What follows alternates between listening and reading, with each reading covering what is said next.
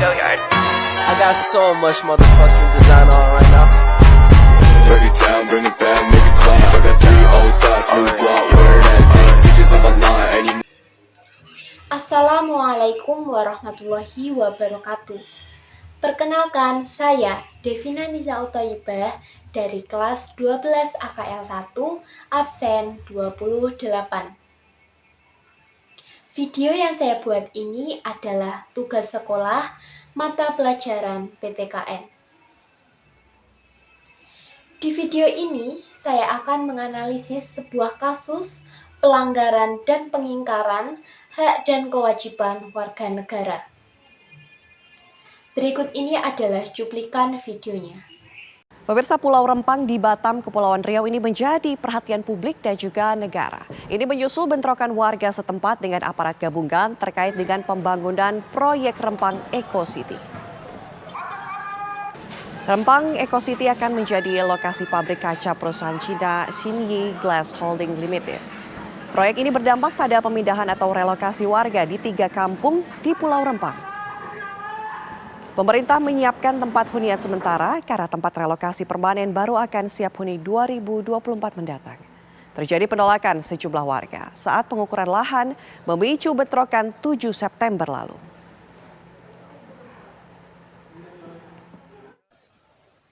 Bentrokan antara warga Rempang dengan aparat gabungan terkait dengan proyek Rempang Eco City.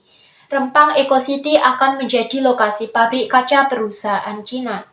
Proyek Rempang Eco City merupakan kawasan industri, perdagangan, hingga wisata terintegrasi yang ditujukan untuk mendorong daya saing dengan negara tetangga, yaitu Singapura dan Malaysia. Nantinya perusahaan itu akan membantu pemerintah menarik investor asing dan lokal dalam pengembangan ekonomi di Pulau Rempang. Sejarah konflik lahan Rempang Eco City.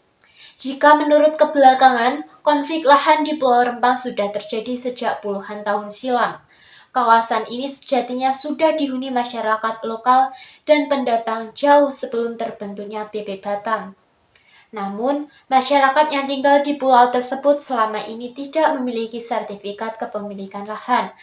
Ini karena sebagian besar lahan di pulau tersebut awalnya merupakan kawasan hutan di bawah Kementerian Lingkungan Hidup dan Kehutanan atau KLHK. Proyek ini berdampak pada pemindahan atau relokasi warga di 3 kampung Pulau Rempang, di mana ketiga pulau besar itu saling terhubung untuk menggeliatkan ekonomi. Terlebih Kepulauan Riau, nantinya memisahkan diri dari Provinsi Riau. Ketiga pulau ini letaknya sangat strategis karena berada di Selat Malaka.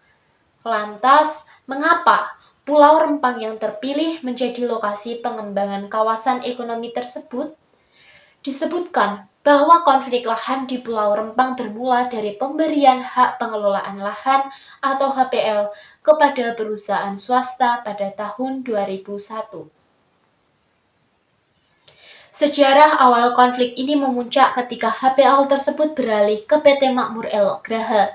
Masalah muncul ketika status kepemilikan lahan oleh masyarakat yang telah tinggal di sana sejak lama menjadi terancam. Namun, situasi semakin memanas ketika pemerintah pusat, BP Batam, dan perusahaan pemegang HPL mulai melaksanakan proyek ambisius yang diberi nama Rempang Eco City.